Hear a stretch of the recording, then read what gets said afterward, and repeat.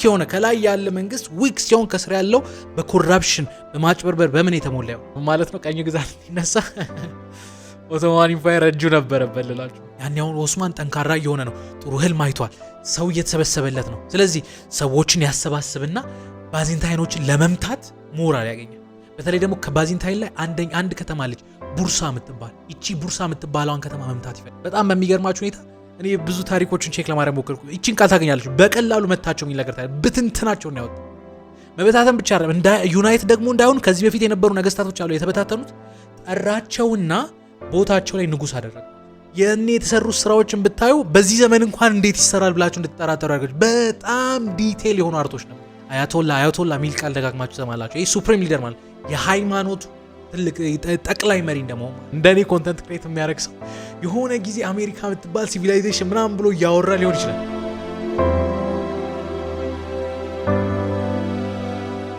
ጋይስ እንዴት ናችሁ? ሁሉ ሰላም፣ ሁሉ አማን።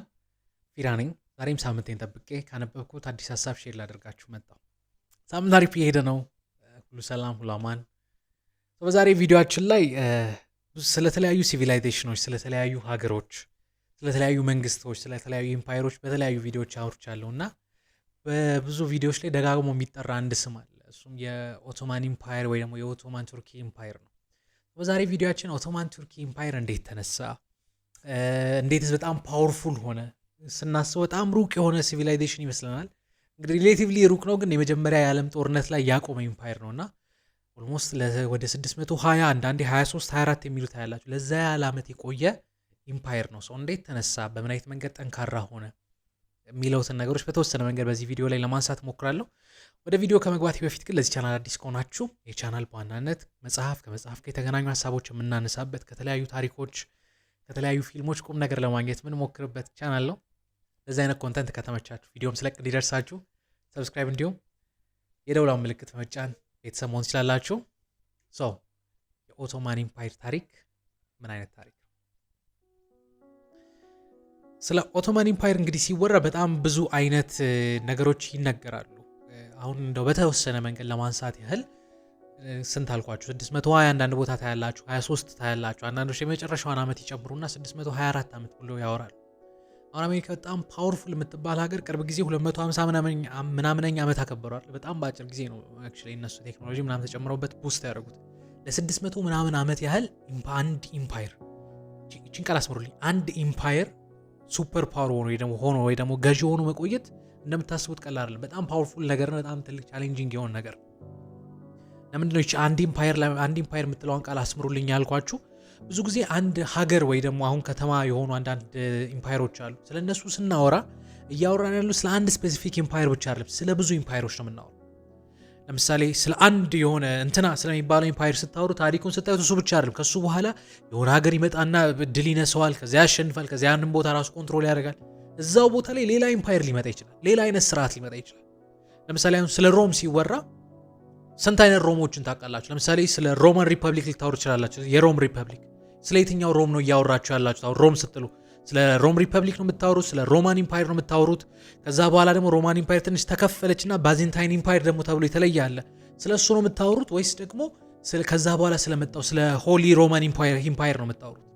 አንድ ሮማን ውስጥ እነዚህን አይነት ሲቪላይዜሽኖች ታያላችሁ፣ ወይ ደግሞ እንደዚህ አይነት ኢምፓየሮችን ታያላችሁ። በጣም የተለያዩ ነው። እንደዛ ግብጽ ውስጥ እንደዚህ አይነት ነገር ልታዩ ትችላላችሁ። የተለያየ ሀገሮች ላይ የተለያየ ሲቪላይዜሽን የተለያየ ኢምፓየር ሲነሳ በውስጡ ብዙ አይነት ነው የሚነሳው። አንድ ቦታ ላይ እንኳን ቢሆን አንድ ሴንተር ላይ ሆኖ ብዙ አይነት ሲቪላይዜሽኖች ወይ ደግሞ ብዙ አይነት ኢምፓየሮች ወይ ብዙ አይነት መንግስቶች ሊነሱ ይችላል። ቀላል በሆነ አማርኛ ግን በታሪክ ውስጥ በጣም ጥቂት የሆኑ ሀገሮች በጣም ጥቂት የሆኑ ኢምፓየሮች ወይ ደግሞ መንግስቶች አንድ ስርዓት ይዞ ለብዙ ዓመት ቆይተው፣ በተለይ ደግሞ በነገስታት ሲመሩ ማለት ነው። አንድ ስርዓት ይዞ ማለት የአንድ ንጉስ ቤተሰብ ብቻ ለብዙ ዓመት ገዝቷል ማለት የልጅ ልጁ ወይ በወንድም በኩል ልጅ በእህት በኩል ልጅ ብለው ብቻ ግን የሱ ዘር ብቻ ሲገዛ የሱ ስርዓት ብቻ ሲገዛ ይሄ ሲቪላይዜሽን ወይ ደግሞ ይሄ ኢምፓየር እንግዲህ ሲቪላይዜሽን የምለው እድገት ነው አይደል? ሲቪላይዜሽን እዚህ ውስጥ እንክተተው ብዬ ነው። አንዳንዴ ነው አይደል ምናምን የሚባሉ ክርክሮች ስላሉ ኢምፓየርና ሲቪላይዜሽን በተወሰነ መንገድ አንድ ላይ ላምጣው ለዛሬ ቪዲዮ ሀሳቤን ለማስረዳት ብቻ። አንድ ስርዓት ብቻ ቀረ ስትሉ አንድ ስርዓት ብቻ ለረጅም ጊዜ ሄደ ስትሉ የዛ ሰው የጀመረው ሰው ቤተሰብ ብቻ ያንን ነገር አስቀጠለ፣ ሌጋሲውን አስቀጠለ እያላችሁ ግን ደግሞ እንደ ሮም ያሉ ስታዩ አንዴ ይወጣል፣ አንዴ ይወድቃል፣ አንዴ ይወጣል፣ አንዴ ይወድቃል። የተለያየ አይነት ሲስተም። ሪፐብሊክ ስትሉ ለምሳሌ ህዝብ በመረጠው በተወካዮች በምንድን ነው። ከዛ ደግሞ ሮማን ኢምፓየር ደግሞ ስታደርጉ በተለያዩ በነገስታት በምን እያለ የሚሄድ አይነት ነገር ነውና ለምንድን ነው የምታወራው ካላችሁ በጣም ጥቂት ኢምፓየሮች አሉ፣ በጣም ጥቂት መንግስታቶች አሉ በአንድ ቤተሰብ ለረጅም ዓመት የተገዙት። ከነዛ መሀል ስም ጥሩ ብትባሉ መጀመሪያዎቹ ላይ ከምታገኟቸው ስሞች መካከል አንደኛው የኦቶማን ኢምፓየር ወይ ደግሞ የኦቶማን ቱርኪ ኢምፓየር ስም ነው፣ ማይጠፋ ስም። እንዴት ጀመረ? እስኪ በተወሰነ መንገድ ሀሳቡን ልንገራችሁ። እንግዲህ ኦቶማን ቱርኪ ወይ ደግሞ ኦቶማን ኢምፓየር እንግዲህ ሁለቱንም ቃል ስጠቀም ለሁለቱንም ለመግለጽ ነው። አንዳንዴ ኦቶማን ቱርኪ ካልኩት ወይ ደግሞ ኦቶማን ኢምፓየር ካልኩት ተመሳሳይ ነገር እያወራሁ ነው። ኦቶማን ኢምፓየር ሲጀምር በጣም በሚገርማችሁ ሁኔታ እንግዲህ የቱርክ ሰዎች አይደል የጀመሩት። እነዚህ የቱርክ ሰዎች አሁን ያለችው ቱርክ ላይ አልነበረም ሲኖሩ የነበሩት። እነዚህ ሰዎች መኖሪያቸው ወይ ደግሞ ምንጫቸው ሴንትራል ኤዥያ ወይ ደግሞ መካከለኛው ኤዥያ ውስጥ ነበር። ከሴንትራል ኤዥያ ተነስተው ነው ወደ ቱርክ ሄዱት። ለምንድን ነው ሄዱት ካላችሁ ሴንትራል ኤዥያ ውስጥ ሰው በጣም መብዛት ጀመረ፣ በቁጥር መብዛት ጀመሩ እና ከብት ነበራቸው። ውሃ እንደ ልብ አልገኝ ሲል፣ ሳር እንደ ልብ አልገኝ ሲል ሰው ምቾት ይፈልጋል። ምቾት ፍለጋ ማይግሬት ማድረግ ወይ ደግሞ የተለያዩ ቦታዎች ላይ መሰደድ ይጀምራሉ። ሲሄዱ ግን ከሴንትራል ኤዥያ ወደ ምዕራብ ሲሄዱ በዚያን ጊዜ ምዕራብ አካባቢ ላይ የሙስሊሞች ሲቪላይዜሽን ተነስቶ ነበር። የተለያዩ እስላሞች ሲቪላይዝድ ሆነው ነበር። በጣም የሚያምሩ አርኪቴክተሮች፣ በጣም የሚያምሩ ህንፃዎች፣ በጣም ጠንካራ የሆኑ ነጋዴዎች፣ ስትሮንግ የሆኑ ሚሊተሪዎች እየተነሱ የነበረበት ጊዜ ነው። ጠንካራ ወደ ሆነው ነው የምታደሉት። ከነበሩበት ቦታ ወደ እነዚህ ሀገሮች መሸሽ ይጀምራሉ። ቱርኮች ወደዛ ሲሄዱ በምን አይነት መንገድ ሄዱት? አንዳንዱ ነጋዴ ሆኖ ነው ሄደው፣ አንዳንዱ ሪፊውጅ ሆኖ ወይ ደግሞ ምንድነው የሚባለው ሪፊውጅ ምድረው ለመኖር ጥገኛ ለመሆን ይሄዳል። አንዳንድ ሰው የሄዱባቸው ሀገሮች ላይ ሰራዊት ሆኖ ኢንቮልቭ አድርገው ሀገሪቱን ረድተው በዛው ደግሞ መኖር የጀመሩ ሰዎች አሉ። ብቻ ባይ ኤኒሚስ ይሄ ከነበሩበት ቦታ ይሻል። ይሄ ወሬ መሰማ ሲጀምር ቀድሞ የሄዱት ቱርኮችን እየተከተሉ ሌሎችን መምጣት ይጀምራሉ። አሁን በጣም መብዛት ጀመሩና እዚያው አሁን ያልኳችሁ ወደ ምዕራብ ከሴንትራል ኤዥያ ወደ ምዕራብ አካባቢ ላይ የራሳቸውን አንድ ትንሽ ኢምፓየር ይሰበስባል። ሙስሊም የሆኑ ቱርኮች እንግዲህ ወደ ሙስሊም ሀገሮች ሲሄዱ በጊዜ ሂደት እስልምናን እየተቀበሉ ነበር። ወደዚያ ቦታ ሄዱና የራሳቸው የሆነች አንድ አነስ ያለ ሲቪላይዜሽን ክሬት አደረጉ። ይሄ ሲቪላይዜሽን የራሳቸው የሆነች አንድ ኢምፓየር ፈጠሩ። ይሄ ኢምፓየር የሴልጁክ ኢምፓየር ይባላል። ሴልጁክ ኢምፓየር። ይሄ ሴልጁክ ኢምፓየር የራሳቸው ነገስታት የራሱ ንጉስ ነበረው። ነገስታቶቻቸው ሱልጣን ይባሉ ነበር። ሱልጣን እንትና ግብጾች ፈርዖን እንትና ይባሉ አይደለ ወይ ቄሳር እንትና ለሮማውያን ወይ ሲዘር እንትና እንደሚባለው ማለት እነዚህ ሱልጣን ይባሉ ነበር። የራሳቸው ሱልጣን ነበራቸው። እነዚህ የራሳቸው ደግሞ የቱርክ የሆኑ ሙስሊም የሆኑ ሰዎች የራሳቸው ኢምፓየር እንደጀመሩ ሲሰማ ይበልጥ ቱርኮች ማይግሬት ማድረግ ጀመሩ። በጣም በሚገርማችሁ ሁኔታ ደግሞ በዚህ ጊዜ ያልተጠበቀ ነገር ተፈጠረ። ምን? የጋንጊስካን ኢምፓየር ሞንጎሊያን ዩናይት አደረገና ስለ ጋንጊስካን አንድ ቪዲዮ ላይ አውርቻለሁ። በጣም ብዙ የኤዥያ ሀገሮችን እየማረከ ሞንጎሊያን ሲያሰፋ በጣም ብዙ ሸሽተው አሁን ወደ ሩቅ አይደለም ወደዚህ ቦታ ነው የመጡት። ተሰብስበው የራሳቸውን ኢምፓየር መገንባት ጀመሩ። የት ነው የገነቡት ካላችሁ በጣም በሚገርማችሁ ሁኔታ በዚያን ጊዜ አንድ ሱፐር ፓወር ነበር። ማን? ሮማን። የትኛው ሮማን? ባዜንታይን የሚባለው ኢምፓየር። ባዜንታይን ኢምፓየር አጠገብ ነበር የነበረው ሴልጁክ። እዛ አጠገብ ሆኖ የራሳቸውን ኢምፓየር ክሬት። ያችንን ቦታ የተፈቀደላቸው አክቹሊ እዛ ቅርብ ስለሆኑ በጣም ሪስክ የነበረው ቦታ እዛ መሆን ጀመሩ።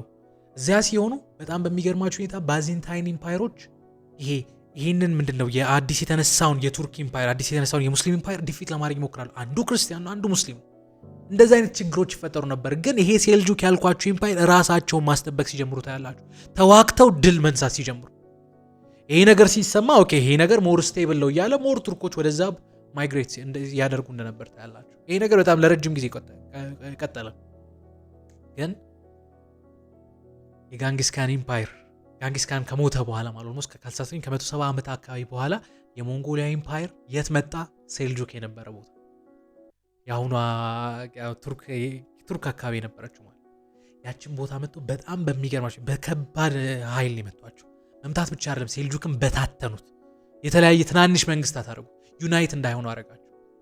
ስቲል ሱልጣኑ ነበር፣ ስቲል ንጉሱ ነበር፣ ግን ሲቪል ዋር ተነስቶ ነበር። ሁሉም የሆነ ስልጣን ለመያዝ ኃላፊ ለመሆን እርስ በርስ ይፎካከር ነበር ምናምን ብቻ መስዳፕ ነበር።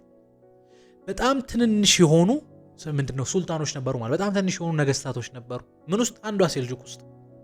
ከነዛ መሃል ኦስማን ደፈርስት የሚባለው ሰው አንደኛው ነበር። ኦስማን የመጀመሪያው ማለት እና ይሄ ሁሉ የሆነ ባለበት ጊዜ ኦስማን አንድ ቀን አንድ ህልም ያል እንግዲህ ይሄ ህልም አንዳንዶች ዝም ብሎ በቃ ለታሪክ ነው የተወራው ምናምን ይላሉ። ግን ይሄ ህልም ኦቶማን ኢምፓየር ለመነሳት ብቻ አይደለም ዩናይት ሆና ለረጅም ዓመት እንድትቆይ ያረጋት ነገር ምንድን ነው ያየው? ኦስማን በዚያን ጊዜ በጣም ትልቅ ተሰሚ የነበሩ አንድ አስተማሪ ወይ ደግሞ አንድ ሼክ ነበሩ እና በህልሙ ምን ያህል ከዚህ ሼክ ደረት ውስጥ ሙሉ ጨረቃ ትወጣና ያቺ ጨረቃ እሱ ደረት ውስጥ ይገባ። ልክ ያቺ ጨረቃ እሱ ደረት ውስጥ ስትገባ ከእምብርቱ አንድ በጣም ትልቅ ዛፍ ይወጣል። ይህ ዛፍ በጣም ወፍራም የነበረና ቅጠሎቹ ሰፊ የነበሩ ዛፍ እና በጣም ትልቅ የሆኑና ከሱ ወጥተው እንግዲህ እምብርቱ ላይ ነው ብያቸዋል። ከሱ ወጥቶ ዓለምን ሲሞላ ከቅርንጫፉና ከጥላው የተነሳ ዓለም በጥላው ስትሸፈነ ያል እና ዝቅ ስትሉ ከዛፉ ስር 4 ትልልቅ ተራሮችና 4 ትልልቅ ወንዞች ያል። እነዚህ በኋላ እንግዲህ ጂኦግራፊካሊ ኦቶማን ቱርኪ የሚበዛባቸው ቦታዎች ሆነው ታያላችሁ። እና ከዛፉ ስር ምንጭ ይፈልቅ ነበር። በጣም ብዙ ሰዎች ይመጣሉ፣ ከምንጩ ይጠጡ ነበር፣ ከብቶቻቸውን ያጠጡ ነበር። ቦታው ለምለም ሆኖ ያል እና ከእንቅልፉ ይነሳና ለዚህ ሼክ ይነግሯል። እንዲህ ልማየው ሲለው ይሄ ሼክ ደግሞ ተረጎመለት። ይሄ የአምላክ ፍቃድ፣ ይሄ ፈጣሪ ነው ምሪት እየሰጠ ያለው። ከኔ የወጣው ጨረቃ ልጄ ናት አለው። ስለዚህ ልጄን እድርልሃለሁ። ፈጣሪ ግን ወይ ደግሞ አላህ የሆነ አዲስ ነገር ሊሰጥ ነው፣ ሊያስወርስ ነው። ሰው ቢ ፕሪፔርድ ብሎ ኦስማን ያዘጋጁታል። ያን ወጣት የነበረ ልጅ ነው። እሷን የሼክ ልጅ አገባ። በዚያን ጊዜ አብዛኛው ሙስሊም ነው ብያቸዋለሁ አይደል? የሼክ ልጅ አገባህ ማለት በዚያን ጊዜ በእስልምና ውስጥ ኦኬ ይሄ ልጅ የሆነ ተሰሚነት እንዲኖረው ፖዚሽን የሰጠው ምክንያት እንደሆነው ታያለ። ኦስማን በዚያን ጊዜ ምን ያደርጋል? ይሄ ውስጥ የነበረውን የስልጣን ሽኩቻ ይተውና ራሱን ኢንዲፔንደንት ያደርጋል። እኔ ያለ ኢንዲፔንደንት ከዚህ በኋላ ሴልጁክ ውስጥ ያለው አይደለም እኔ ራሴን የቻልኩ መንግስት ነኝ ብሎ ራሱን ይገነጥላል። አሁን ኤርትራ እንደተገነጠለች ራሱን ገና ይገነጥላል። እና ያ ኢምፓየር ምን ይባላል ካላችሁ ኦስማን ኢምፓየር ይባላል። ኦቶማን ኢምፓየር የተባለው ኢሮፖች ኦስማን ማለት ስለከበዳቸው ኦቶማን አሉት እንጂ ትክክለኛው ስም ኦስማን ኢምፓየር ወይ ደግሞ የኦስማን ቱርኪ ኢምፓየር ነው፣ ግን ኦቶማን ተባለ። ከዚህ በኋላ ስለ ኦስማን ሳወራ ስለ ኦቶማን እያወራ ኦስማን ራሱን ተገንጥሎ በጣም በሚገርማችሁ ሁኔታ ራሱ መንግስት ሲሆን ያኔ ባዜንታይን ኢምፓየር ለነገር ይሁን አሪፍ ታይሚንግ ይሁን አይሆን አላውቅም፣ ብቻ ግን ሰራዊት ይልክበታል ትንሿን ኢምፓየሩን ለማድከም። በጣም በሚገርማችሁ ሁኔታ ኦስማን የተለያዩ ሰዎችን ሰብስቦ ኃይል አጠራቅሞ ባዜንታይኖችን ይመታቸዋል። ሙሉ ኢምፓየሩን አይደለም ወደ እሱ የመጡትን ጠላቶች ያደክማል። ይሄ ወሬ ሲሰማ ሩቅ የነበሩ ቱርኮች እያንዳንዱ ተሰብስበው ወደ ኦስማን ኢምፓየር ይመጣሉ። ለምን? ትልቁን ባዜንታይን ኢምፓየር መምታት የቻለ አዲስ ኢምፓየር እየተነሳ ነው። ስለዚህ ወደዛ ማይግሬት እናድርግ፣ ወደዚያ ሄዱ። ያን ያሁን ኦስማን ጠንካራ እየሆነ ነው። ጥሩ ህልም አይቷል። ሰው እየተሰበሰበለት ነው። ስለዚህ ሰዎችን ያሰባስብና ባዜንታይኖችን ለመምታት ሞራል ያገኛል። በተለይ ደግሞ ከባዜንታይን ላይ አንድ ከተማ ልጅ ቡርሳ የምትባል ይቺ ቡርሳ የምትባለዋን ከተማ መምታት ይፈልጋል፣ መውረር። ምንድነው ግን ችግሩ? አድቫንስ አልነበሩም፣ ቴክኖሎጂ አልነበራቸው፣ መምታት አይችሉም። ትልቁን ግንብ በምን ያፍርሱት? አንድ ስትራቴጂ ያወጡ። ምን አደረጉ? ከተማውን ከበቡት። የትኛውም ንግድ እንዳይወጣ፣ ምግብ እንዳይወጣ ከተማውን ኦልሞስት ለ20 ዓመት ያህል ከበቡትና በምግብ ሲርባቸው ሲደክማቸው ያኔ አደካክሞ እነሱን መምታት የሚችሉበት አቅም ያገኛሉ። የሚያሳዝነው ምንድነው? ኦስማን በዚያን ጊዜ በህይወት አልነበረም፣ ይሞታል። የሱ ልጅ ኦርሃን ጋዚ የሚባለው ልጁ ያንን ቡርሳ የምትባለዋን ከተማ ይወራታል። መውረር ብቻ አይደለም፣ የአዲስ የተነሳው የኦቶማን ኢምፓየር የለም የዛ ኢምፓየር ዋና ከተማ ያደርጋታል፣ ሴንትራል ያደርጋታል። አሁን የባዜንታይን ኢምፓየር ሙሉ በሙሉ አልጣለም፣ ግን ደግሞ አሽሽቷል። አሁን ኦቶማን ኢምፓየር እየጠነከረ የምርም ይሄ ኢምፓየር ሰምቲንግ የሆነ ነገር እየሆነ ነው። ግን ደግሞ ኦርሃን ሲያየው ከተማው ትንሽ አስጊ ነበር። ለምን? ከተማ ውስጥ የነበሩት ሰዎች አብዛኞቹ በቃ ኖርማል ላይፍ የሚኖሩ ሰዎች ናቸው። ከዛ ውጪ ደግሞ ነጋዴዎች ነበሩ። እንደውም አንዳንድ ቦታ ዘላል የሚል ነገር ታያላቸው። አንድ ቦታ የማይቀመጡ አይነት ሰዎች ነበሩ። ስለዚህ ከተማውቱ ጠንካራ እንድትሆን ሲቪላይዝድ እንድትሆን ስርዓት መኖር አለበታል። ከዛ ምን አደረገ? የራሱን የገንዘብ ሲስተም ፈጠረ። ከብር ሳንቲም ሰራ የሚገበያዩበት በራሱ ትልቅ ማይልስ ነው። ህጎችን አወጣ። ለንጉሱ የሚዋጉ አሁን ፌዴራል ምናምን እንደሚባሉት የራሱ ሰራዊት ፈጠረለት። ስለዚህ አሁን ኤኒታይም ሰው ብቻ መሰብሰብ አይደለም፣ ይዋጋ የተሰለጠነ የራሱ ቲም ክሬት አደረገ። የራሱ የሆነ የፍርድ ስርዓትን ክሬት አደረገ። ስለዚህ አሁን ከተማይቱ ሞር ሲቪላይዝድ ሞር ስትሮንግ እየሆነች መጣ። አሁን ኦቶማን ኢምፓየር እየተነሳ አሪፍ ቦታ ይዟል። በኤዥያ ሳይድ ቡርሳ የምትባል አንድ ከተማ ይዟል። በዚህ ጊዜ ምን ይፈጠራል? ባዜንታይን ኢምፓየር ውስጥ በጣም ከባድ የሆነ ሲቪል ዋር ይነሳል። እርስ በርስ መጋጨት፣ እርስ በርስ መጣላት። ይሄ ጥል ወደ ምን ያደላል መሰላችሁ? አንደኛው ከተጣሉት ግሩፖች መሃል አሁን ያልኳችሁ ኦርሃንን መጥቶ እኔን ካገዝከኝ አለው እኔ በምንድነው ካሉኝ አንድ ከተሞች መካከል አንዱን ሰጣለሁ፣ አንዷን ከተማ ለአንተ አሳልፌ እሰጣለሁ፣ አንዷን ለአንተ ሰጣለሁ። እቺ ጋሊፖሊ የምትባል ከተማ አለች። ጋሊፖሊ ማለት በኢሮፕ ሳይድ ነው ያለችው ማለት ነው። ቡርሳ በዚህ በኩል አለች፣ ቡርሳ የምትባለው በኤዥያ ሳይድ ነው ያለችው። ጋሊፖሊ ደግሞ በዩሮፕ በኩል ነው ያለችው። የባዚንታይን ትልቁ ሴንተር ወይ ደግሞ አሁን የኢትዮጵያ ማዕከላዊ ማን ከአዲስ አበባ አለች። የባዚንታይን ትልቋ ማዕከል ደግሞ ኮንስታንቲኖፕል ትባል ነበር። በቃ ግራና ቀኝ ሆና መሀል ላይ ያለችው ኮንስታንቲኖፕል ነች። ይሄ ለኦርሃን አሪፍ ዜና ነው። እነዛ ሞኝ ሆኑ እንጂ ረዷቸው። በጣም በሚገርማቸው ሁኔታ የኦስማን ኢምፓየር የኦቶማን ኢምፓየር ሌላ ቦታ አገኘ። ምን ጋሊፖሊ በምን በኩል? በኢሮፕ በኩል። በዚህኛውስ ቡርሳ አለ። ሲቪላይዜሽን ተስፋ ባለው መንገድ እያደገ ነው which is something by itself። አሁን ኢምፓየሩ ሞር ጠንካራ እየሆነ ነው። ግን ምን ይሆናል መሰላችሁ? አሁን ባልኳችሁ ሰው አሁን ኦርሃን አልኳችሁም የሱ የልጅ ልጅ ጊዜ ያልተጠበቀ ነገር ይፈጠራል። ያልተጠበቀ ነገር ስላችሁ ኦቶማን ኢምፓየር ፌል የሚያደርግበት አሁን በመላችሁ ቦታ ላይ ነው። ምን ይፈጠራል መሰላችሁ? የጋንግስ ካን የልጅ ልጅ ነኝ ብሎ የሚያስብ የሱ ዘር ነኝ የሱ አልጋ ወራሽ ነኝ ብሎ የሚያስብ ሰው ተነሳ። ይሄ ሲነሳ ደግሞ እልህ ይዞ ነው የተነሳው። ማን ላይ? ኦቶማን ላይ። ለምን? በአባቱ ዘመን ወይ ደግሞ በቅምቅም ሀያቶቹ ዘመን እንግዲህ ምን ያህል ጊዜ እንደሆነ እርግጠኛ አይደለም፣ ብቻ ግን የተበታተነው መንግስት አሁን ዩናይት ሆኖ ጠንካራ ሆኗል። ስለዚህ ለበቀል ኦቶማንን ለመምታት ይመጣል። በጣም በሚገርማችሁ ሁኔታ እኔ ብዙ ታሪኮችን ቼክ ለማድረግ ሞከርኩ። ይቺን ቃል ታገኛለች። በቀላሉ መታቸው የሚል ነገር ታዲያ ብትንትናቸውን ያወጣ መበታተን ብቻ አይደለም ዩናይት ደግሞ እንዳይሆኑ ከዚህ በፊት የነበሩ ነገስታቶች አሉ የተበታተኑት፣ ጠራቸውና ቦታቸው ላይ ንጉስ አደረጋቸው። የጠራ በቃ ዘር ፈልጉ የእንትና ዘር አለ እዚህ ቦታ ላይ ድሮ ንጉስ የነበር ከኦስማን በፊት የነበሩ አመጣና ንጉስ አደረገው። ምን ማለት ነው? ከዛ በኋላ ያሉት ብዙ ልጆች ነበሯቸው የኦስማን ዘሮች። እነሱ ለ11 ዓመት ያህል ስልጣን ፍለጋ ከእንደገና ህዝቡን ዩናይት ለማድረግ ሲታገሉ ታያላችሁ።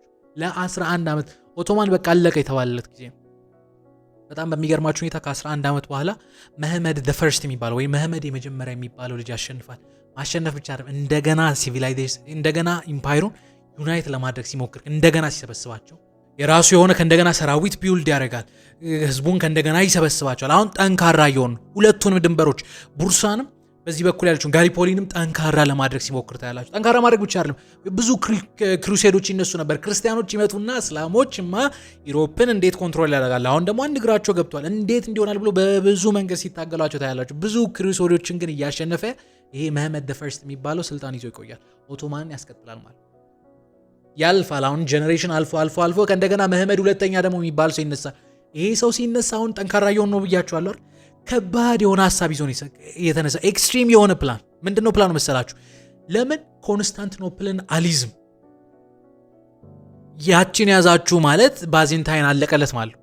ታላቁን ሮም ኢምፓየር ኦልሞስት ለ1000 ዓመት አካባቢ የገዛውን ሲስተም ፌል እንዲያደርግ ልታደርጉት ነው ማለት። ኢማጂን ምን ያህል ጠንካራ የሆነ ሙቭመንት እንደሆነ ተነሳ። ምን እንዳደረገ ታውቃላችሁ? በኤዥያ በኩል ይዟል፣ በኢሮፕ በኩል አለ። በዛን ጊዜ ንግዶች ይመጡ የነበሩት በባህር ስለሆነ ባህር በሮቹን ዘጋባቸው እንዳይንቀሳቀሱ። አሁን ኢራን እንግዲህ ብዙ ሀገሮችን እንዳይንቀሳቀሱ ዘጋችባቸው። በነገራችን ላይ በዚህ ጊዜ ነው ብዙ የኢሮፕ ሀገሮች አልፈው መነገድ ስላልቻሉ ኮሎናይዜሽን የሚባል ነገር እንዲነሳ ምክንያት የሆኑት። ወደዚህ ማለፍ አልቻሉም። ስለዚህ ስፔንና ፖርቹጋል ምን አደረጉ? ወደ ምስራቅ መምጣት ካልቻለን ወደ ምዕራብ እንሂዳሉና ኮሎምበስ አሜሪካን አገኘ፣ ደቡብ አሜሪካን ያዙ። ከዛ ደግሞ በዚህ በኩል ዞረን ወደ ህንድ ወደ ቻይና እንሂድ ብሎ ሲያስቡ በስር በኩል ሲዞሩ አፍሪካን ይዘው ምን ሆነ? ቀኝ ግዛት የሚባል ነገር እየተጧጧፈ ሄደ። ምን ማለት ነው? ቀኝ ግዛት እንዲነሳ ኦቶማን ኢምፓየር እጁ ነበረበት ልላችሁ። እንዳያልፉ አደረጓቸው። ኮንስታንቲኖፕልን ያዙ፣ አስጨነቁት። በጣም በሚገርማችሁ ሁኔታ ማስጨነቅ ብቻ አይደለም ዊን አደረጉት። ይሄ መህመድ the second ያልኳችሁ ሰው ማሸነፍ ብቻ ሳይሆን ያቺን ቦታ ወሮም እንዳደረገው ተቃላችሁ። አዲስ ስም ሰጣት። ያቺ ስም ኢስታንቡል የሚል ስም ተሰጠ። ስለዚህ አሁን ድሮ ቡርሳ የነበረውን ሴንትራል ከተማ ወስደው መሀል ኢስታንቡል ላይ የድሮ ኮንስታንቲኖፕልን መሀል ከተማ አድርገው ኦቶማን ኢምፓየር አሁን ኦፊሻል ሆነ። ሱፐር ፓወር ሆኖ እንዲታወቅ ምንድነው ሱፐር ፓወር ሆኖ እንዲቀጥል ያችን ቦታ እንዳለ አሳልፈው ሰጠ። ግን ደግሞ ምን ችግር ገጠመው? ያኔ ኢስታንቡል በጣም ብዙ እንግዲህ በኢስታንቡል ካልኳችሁ አብዛኛው ሮማዊ ነው። አብዛኛው ሞቷል ወይ ሸሽቷል። ከተማው ባዶ ሆነበት እና ምን ያደርጋል? የተለያዩ ክርስቲያኖችን፣ ሙስሊሞችን፣ አይሁዶችን ሰብስበው ኑ እዚህ ከተማ ኑሩ፣ እዚህ ከኖራችሁ፣ እዚህ ከነገዳችሁ የታክስ ብሬክ ሰጣችኋለሁ፣ መሬት ሰጣችኋለሁ ብሎ ይሰበስባችኋል። እውነትም እነዚህ ሰዎች መጡ። ከተማይቱ መሞቅ ጀመረች። በጣም ትልልቅ ኮንስትራክሽን ማዕከሎችን ገነባ፣ የተለያዩ ባዛሮችን። የሚገርማችሁ ነገር የትኛውን ቦታ ላይ ሰርች ስታርጉ የኦቶማን ቱርኪ የአርክቴክት ስራዎች ብላችሁ ብታወጡ በጣም የሚያፈዟቸው አይነት ዲዛይኖችን ታያላችሁ። በዚያን ጊዜ እንዲህ ነበር እንዴት ትላላችሁ? ከአንድ ልጅ ጋር እያወራን አንዳንዴ የአሁኑ ሲቪላይዜሽን እና ድሮ ሲቪላይዜሽን ስናስብ በቃ የሆነ ድርቅ ምናምን ነገር እናስባለን። አንዳንዴ ደግሞ ኦቨር ሴል ይደረጋል። ብቻ ግን የእኔ የተሰሩ ስራዎችን ብታዩ በዚህ ዘመን እንኳን እንዴት ይሰራል ብላችሁ እንድትጠራጠሩ ያደርጋችሁ። በጣም ዲቴል የሆኑ አርቶች ነበሩ። የሚስባቸው የሚያፈዟቸው አይነት እንትኖች ዲዛይኖች የነበሯቸው ህንፃዎች ነበሯቸው። ትልልቅ ባዛሮችን ቢውልድ አደረገ። ትልልቅ የንግድ ማዕከሎችን ከፈተ። ሰዎች መጥተው እንዲነግዱ ከዛ ወጥተው እንዲነግዱ ይህንን አደረገ። ህዝቡን እያጠነከረ መጣ። የታክስ ሲስተም ቢውልድ አደረገ። ሰራዊቱን ጠንካራ እያደረገ መጣ። አሁን ህዝቡ እየተሰበሰበ ጠንካራ እየሆኑ ነው። ከዛ ጠንካራ መሆን ብቻ አይደለም፣ ወደ ኢሮፕ እየገባ ማጥቃት ጀመረ። ብዙ ሀገሮች መምታት ጀመረ ዊን እያደረገ። እንደውም አንዳንዱ መዋጋት ከብዶት ይሸነፍና አሁን ላልኳቸው ለኦቶማን ኢምፓየር ታክስ ይከፍል ነበር በየጊዜው። በቃ ይሄ ምንድነው የሚባለው ሀገርን ታክስ ታደርጉ ነበር ማለት። አሁን ግብር እንደምንከፍለው ይሄ ደግሞ የግብር ሰሞን ነው አይደል? ግብር እንደምንከፍለው ሀገሮችን ዊን እያደረጉ ግብር ያስከፍሏቸው ነበር። ማን? ኦቶማን። ግን መህመድ መሄድ የቻለው እስከ ኢታሊ ብቻ እስከ ጣሊያን ብቻ ነው። ጣሊያን ደረሰ፣ ከጣሊያን ተመለሰ። ጣሊያን አካባቢ ሲደርስ ሞተ። እሱ ሲሞት እጃቸውን ሰበሰቡ። የእሱ ደግሞ ተከታይ መጣ፣ ልጁ ወረሰ። ከሱ ደግሞ የእሱ የልጅ ልጅ አለ። አሁን ስፔሲፊካሊ እንግዲህ ትልቅ ነገር የሰሩትን ሰዎች አይደል እያወራን ያለ ነው። ሱልጣን ሰሊም ደ ፈርስት የሚባለው ስልጣን ያዘ እና አሁን ያልኳችሁ የመህመድ እንግዲህ ተሳስቼ መህዲ ካልኩኝ ታስተካክሉኛላችሁ። እሺ፣ የመህመድ የልጅ ልጅ ሱልጣን ሰሊም ድሮ ወደ ኢሮፕ የነበረው ሙቭመንት አቅጣጫ ቀየረ። ወዴት አደረገ መሰላችሁ? ወደ ምዕራብ የነበረው ወደ ምስራቅና ወደ ደቡብ አደረገ። ወደ ምስራቅና ወደ ደቡብ ሲያደርግ ምን አድቫንቴጅ አገኘ መሰላችሁ? መጀመሪያ ትልቅ የነበረ በዛን ጊዜ ፐርሺያ ወይ ደግሞ የአሁኗ ኢራን ውስጥ የነበረ ትልቅ ሲቪላይዜሽን ነበር። ትልቅ ምድረው ኢምፓየር ነበር። ያንን ኢምፓየር መጣ። ማሼ ሙሉ ከተማ መውረስ አይደለም፣ በዛ አካባቢ የነበረውን ስልጣኑ እዛ አካባቢ የነበረውን እጁ እንደመቁረጥ ማለት አደከመው። ከዛስ ሲሪያን በዛ በኩል ያዙ፣ ወረዱና ፓሌስታይንን ያዙ። እንግዲህ በዛን ጊዜ እስራኤል አልነበረችም አይደል? ስለዚህ ታሪክ ነግሬያቸዋለሁ። ሮም ላይ ሲያምዙ ከቦታቸው ተበትኖ ያቺ ቦታ ሲሪያ ፓሌስቲና ተብላ ነበር፣ ወይ ደግሞ ፍልስጤም ተብላ ነበር። ፓሌስቲኒያን ያዙ። እነ ጋዛ ዌስት ባንክ ምናምን የሚባሉት አሁን ጋዛ የአሁኗ እስራኤል፣ ዌስት ባንክ ፓሌስቲና ተብላ ትያዝ ነበር። ፍልስጤምን ያዙ፣ ሄዱ መካን ያዙ። እንግዲህ ዋናው ከተማውን ያዙ፣ ወረዱ ግብፅን ያዙ። ምን ማለት ነው? አብዛኛውን የሙስሊም ሀገሮች ወይ ደግሞ የእስልምና መቀመጫውን ያዙ። በዚህን ጊዜ አሁን ሱልጣን ሰሊም ያልኳችሁ እሱ ራሱ ሙስሊም አይደል? ሱልጣን ከመባል አንድ ደረጃ ከፍ ይላል። ምን ወደ መባል ካላችሁ ካሊፍ ወደ መባል፣ በአማርኛ ካመጣች ካሊፋ ወደ መሆን ያድጋል ማለት ነው። በዚያን ጊዜ እንግዲህ አብዛኛው የነበረው ሙስሊም የሱኒ ሙስሊም። ካሊፋ ማለት እምነቱን የሚያስጠብቅ ሰው ማለት። ይህ ሰውን የፖለቲካ ስልጣን ብቻ አይደለም፣ ሀገርን ማስፋት ብቻ አይደለም፣ እምነቱንም የማስጠበቅ ግዴታ አለበት። ምንድነው? የሸሪያን ህግ የማስጠበቅ ኃላፊነት ተሰጠ። የቅዱሱን ከተማ መጠበቅ ማስተዳደር ኃላፊነት ተሰጠ። ሙስሊሞችን መጠበቅ ማስተዳደር ኃላፊነት ተሰጠ። ይሄ የእሱ ሪስፖንሲቢሊቲ ሆነ እና አሁን መንፈሳዊ ስልጣን ተሰጥቶታል። ከዛስ ፖለቲካዊ ደግሞ ሱልጣን ነው። አሁን እንግዲህ እስልምና ፖለቲካ ይከፈላል፣ ሺያና ሱኒ። ሺያ ውስጥ አሁን እንግዲህ ሰሞኑን ከምትሰሙት ነገር ተነስታችሁ ይችላል አያቶላ ሚል ቃል ደጋግማችሁ ትሰማላችሁ። ይህ ሱፕሪም ሊደር ማለት የሃይማኖቱ ትልቅ ጠቅላይ መሪ እንደመሆን ማለት። ይሄኛው ካሊፋ መሆን ማለት ልክ እንደዛ ሃይማኖቱ ኃላፊነት አለበት፣ የዚህም ላይ ደግሞ ኃላፊነት አለበት። ይሄ ነገር በጣም ትልቅ አድቫንቴጅ ሰጠው። ግን ከሱ በላይ ለማን አድቫንቴጅ ሰጠው ካላችሁ በኦቶማን ኢምፓየር ታሪክ ውስጥ በጣም የሚወራ አንድ ትልቅ ስም አለ። ስለዚህ ሰው ተከታታይ ፊልም አይታችኋል ወይ ፊልም አይታችኋል ብዬ አስባለሁ። ሱልጣን ሱሌይማን ይባላል። ኦቶማን ኢምፓየር ውስጥ በጣም ማግኒፊሰንት፣ እንደውም ስሙ ራሱ ሱሌይማን ደ ማግኒፊሰንት ነው ይባላል። ታላቁ ሱሌይማን፣ ህግ አውጪው ሱሌይማን፣ ህግ አስጠባቂው ሱሌይማን የሚባል ሰው የእሱ ልጅ ይወርሳል። ሱልጣን ሱሌይማን ኦቶማን ኢምፓየር ላይ ስልጣን ሲይዝ ኦቶማን ኢምፓየር እንደዛ ጊዜ አድጎ በጣም ፓወርፉል ሆኖ አደገ። ወናይሴ በጣም ፓወርፉል። በዚያን ጊዜ አንደኛ ሱሌይማን የሬኔሰንስ ሰው ነበር ይባላል። የሬኔሰንስ ሰው ማለት ልክ እንደነ ሊዮናርዶ ዳቪንቺ እንደምንላቸው አይነት ሰዎች ናቸው። በአንዴ በጣም ብዙ እውቀቶች ነው ያላቸው። ወደ 5 ቋንቋ ይናገር ነበር። ፖለቲክስ ላይ ጥሩ ነበር። ታሪክ ያውቅ ነበር። ግጥም ይወድ ነበር። ግጥም ይጽፍ ነበር። ሂወዝ በጣም በቃ እንዴት ነው በብዙ መንገድ እውቀት ያለው ሰው ነው። የእምነት እውቀት ነበረው። ምን ነበረው? ሂወዝ ሪስፔክትድ ፐርሰን እና ሱልጣን ሱሌይማን ብዙ ቦታዎች ላይ እየተዋጋ ድል ማድረግ የቻለ መንግስቱን ያስጠበቀ፣ መንግስቱን ያሰፋ። በሱ ጊዜ ኦቶማን ኢምፓየር the most richest የነበረችበት ፒክ በቃ እንዴት ነው ጫፍ የደረሰችበት ጊዜ ነበር የኦቶማን ኢምፓየር ጊዜ። ከዛ ያለፈ ሱልጣን ሱሌይማን በምን ይታወቃል ካላችሁ በትዳር ህይወቱ ነው። ሱልጣኖች አንድ ባህል ነበራቸው። አንድ ባለቤት ይዘው ወይ ደግሞ አንድ ሚስት ይዘው ለረጅም ጊዜ አይቆዩም ነበር። ወይ ደግሞ አንድ ባለቤት ይዘው እዛ ላይ ብቻ ትዳር ይዘው አይቀጥሉም ነበር። ለምን ካላችሁ ብዙ ፍርሃቶች ነበራቸው። አንደኛ ሪስፖንሲቢሊቲውን እንዳያጓደል፣ ሁለተኛ ደግሞ የስልጣን ርክክብ የሚባል ነገር እንዳይመጣ ለራሱም ሴፍቲም እንዳል የሚባል ነገር እንዳለ ሆኖ ብዙ ቁባቶች ነበራቸው። ይወልዳሉ። እነዚህ የወለዷቸው ልጆች ከዛ ቁባቶቻቸው ወይ ደግሞ ያስወለዷቸው ሴቶች የራሳቸው እናቱንም ጨምሮ ማለት ሴቶች የሚኖርባቸው የራሳቸው ቤተ መንግስት ነበራቸው። መሐመድ ሁለተኛው ልክ ኢስታንቡል ላይ ሲገባ ቶፕካፒ የሚባል የራሱ ፓላስ ነበረው። ይሄ ነገስታቶች ብቻ የሚኖሩበት የሚቆዩበት በጣም ደግሞ ትልቅ የሆነ ድሮ ካቴድራል የነበረ አሁን ደግሞ የሰሩት አያ ሶፊ ደግሞ የሚባል በጣም ትልቅ መስጊድ ነበራቸው። አሁንም ድረስ አለ በነገራችን ላይ። እሱም የሆነው በቃ መዋያው እዚህ አካባቢ ነው፣ ከዚህ ውጭ አይሄድም። ለምንድነው ብዙ ምንድነው ለምንድነው በአንድ ሚስት የማይቆሙት? የውርስ ጉዳይ አለ፣ የፎከስ ጉዳይ አለ ምናምን። በእነዚህ ምክንያቶች አንድ ባለቤት ይዞ አይቆየው ነበር። ግን ፎር ዘ ፈርስት ታይም ሱልጣን ሱሌይማን ፍቅር ይዟል። ከማን ነው ፍቅር ያዘው ካላችሁ ከሙስሊም አይደለም። በድሮ ጊዜ የአሁኗ ሮማንያ ውስጥ ይኖሩ የነበሩ ቤተሰቦቿ ምንድነው የሚባሉት? ፕሪስት ማለት ነው በአማርኛ ካህናት የነበሩ ወይ ደግሞ ክርስቲያን አገልጋዮች የነበሩ አንዲት ልጅ ከዚያ ትወሰድና በባሪያነት አሁን ወዳልኳቸው ወደ ቤተ መንግስት ሴቶችን ለማገልገል ትሸጣለች። እና እቺ ሴት ሮክሴላና ትባል ነበር እና ባሪያ ነች እንድታገለግል የጠራችው። ግን ደግሞ በጣም ሳቂታ ነበረች። ሺወዝ በጣም ፈገግታ ማታጡባት፣ ምትጫወት፣ ምትቀልድ ሂወዝ ኪንግ እኮ አንዳንዴ እዛ ቦታ ላይ ለመጎብኘት ሲሄድ ሂወዝ ኪንግ ግን በጣም ቻርሚንግ ነበረች፣ ድፍረትም ነገር ነበራት ምናምን ነገር እና በዛን ጊዜ ብዙ ቁባቶች ነበሩት። ግን ካሉት መሃል እሷ ላይ ይወድቃል። ካልተሳሳትኩኝ አንድ ተከታታይ ፊልም አለ። ፊልሙን ታስታውሱኛላችሁ ብዬ አስባለሁ። እስኪ ኮሜንት ሴክሽን ላይ ጻፉልኝ። ሱሌይማን ዘ ማግኒፊሰንት ይሁን እንደዛ ነገር ተከታታይ ፊልም በሱ ስም የተሰራለ እና ከሷ ፍቅር ይዟል። እና ይቺን ሴት ወስዶ ፎር ዘ ፈርስት ታይም የነገስታቶች የሰርግ ፕሮግራም ተዘጋጅ ሆኖ ማያውቀው ነገር እና ፎር ዘ ፈርስት ታይም አንድ ሱልጣን አንድ ሚስት ያገባው የዛን ጊዜ ነው። ከዛ በኋላ በጣም የሚገርማችሁ ነገር በዚህ ሴት ምክንያት ስሟን ቀይሯታል። የሴቶችን ቤተ መንግስት ከእንደገና ወደ ራሱ ቤተ መንግስት ገባ። እሷ ስልጣን ያዘ። ማን ነው እሷ ተሰሚ የሆነች? እሱ ሳይኖር ሲቀር እሷ ነበር ስታስተዳደር የነበረው። አፕዴት እንግዲህ the most trusted person እሷ ነች አይደል? ልትቀርበው የምትችለው የሆነ ነገር ሲኖር አፕዴት ሲኖር እሱ ሊዋጋ በሄደበት ደብዳቤ ጽፍለት ነበር። እና ሴቶች ከቤተ መንግስት ጋር ሞር ኮኔክሽን ክሬት እንዲያደርጉ ያደረገው ተሰሚ እንዲሆን ያደረገው ይሄ ሱልጣን ሱሌይማን ያልኳችሁ ሰው። ኦቶማን ኢምፓየር በጣም ፒክ የነበረበት ጊዜ ነው። ግን ምን ተፈጠረ መሰላችሁ? ሱሌይማን ከሞተ በኋላ የሱሌይማን ልጅ እንደ ሱሌይማን አልነበር።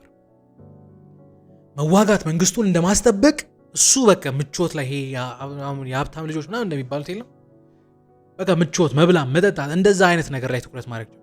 ይሄ ነገር ምን አመጣ? ዊክ የሆነ ገቨርንመንት አመጣ። ዊክ የሆነ ከላይ ያለ መንግስት ዊክ ሲሆን ከስር ያለው በኮራፕሽን በማጭበርበር በምን የተሞላ ይሆናል።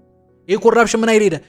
ህዝቡን እንዲጠብቁ ተብለው የተደረጉ የተመደቡ እነዚህ ምንድነው ሰራዊቶች የራሳቸው በቃ ምንድነው ንጉሳቸው ላይ ያመጹና የራስ በረረ ኢንዲፔንደንትሊ ፈንክሽን ማድረግ ጀመሩ። ራሳቸውን በራሳቸው መምራት ማለት።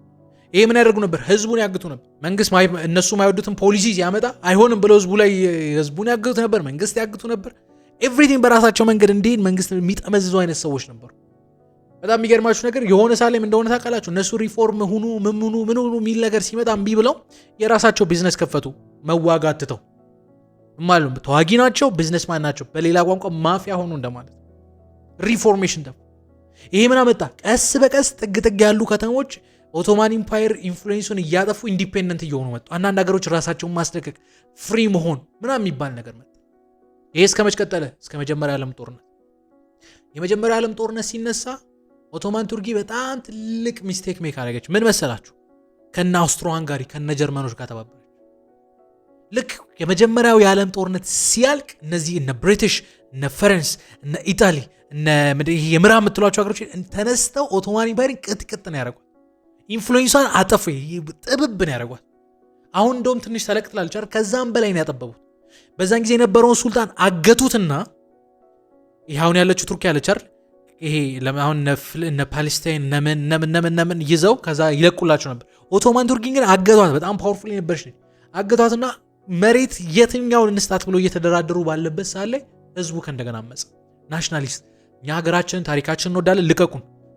እነዚህ ሰዎች ሁለት ፍሮንት ነው ጦርነት የከፈተ። አንደኛ ህዝቡ እነዚህ ብሪቲሽ ምናምን የሚባሉት ላይ፣ ሁለተኛ ሱልጣኑ ላይ። እሱ ነበር ከነሱ ጋር ሲደራደር የነበረው። ሁለቱንም ከስልጣን አወረዱና አሁን ያለችውን የቱርክ ሪፐብሊክን ክሬት አደረጉ። 624 እንግዲህ ሌተስት ያገኘሁት ቁጥር ይሄ ነው። 624 ዓመት በኋላ ዋንስ በጣም ብዙ ሀገሮችን የምትገዛ በጣም ፓወርፉል የነበረች ስትሮንግ የነበረች ኦቶማን ቱርኪ ወርዳ አሁን ወዳለችበት ደረጃ ወርዳለች። አሁንም ስትሮንግ ነች በነገራችን ላይ በጣም ስትሮንግ። እንደውም በብዙ ቦታ እንግዲህ እኔ ብዙ አሁን ሌተስት የሆነውን ነገር ብዙ አላውቅም፣ ግን ብዙ ቦታ ሰላም ለማውረድ የምትሞክር የምታደራድር ምን የምትል ጥሩ ስም በጥሩ መንገድ ስሟ የምትነሳ ሀገር ነች ብዬ አስባለሁ። እንግዲህ ከሳሳት ታርሙኛላችሁ። ግን ዋንስ ግሬት የነበረች ጃይንት የነበረች አሁን ወርዳ እዚህ ደረጃ ላይ መድረስ ትችላለች። ታሪክን አይገርምም? አሁን እኔ ምን እያሰብኩ መጣሁ፣ በቃ ህይወት እንደዚህ ነች ብላችሁ ታልፋላችሁ። አሁን ሁኖስ ከሆነ አመት በኋላ ልክ ኤአይ እንደው ከቀየረን እንደኔ ኮንተንት ክሬት የሚያደርግ ሰው የሆነ ጊዜ አሜሪካ የምትባል ሲቪላይዜሽን ምናምን ብሎ እያወራ ሊሆን ይችላል። የእኛ ላይፍ እንግዲህ ከ600 ምናምን ዓመት አንድ ሰው ማክሲመም ቢኖር ስንት 70 ዓመት አይደል? አንድ ጀኔሬሽን ኖረ የምናልፍ። ምናልባት እንደኛ ሁሉ በቃ የሆነ ነገር ሰርቶ ምናምን በልቶ ጠጥቶ አግብቶ የሞተ ሰው ይኖራል። እኛ ግን ሲያልፍ እንደ ታሪክ እንደ ቀለል አድርገን እናወራለን። ግን ሲቪላይዜሽኖች እንደ ቀልድ እንዲወጣሉ እንዲፌል ያደርጋል።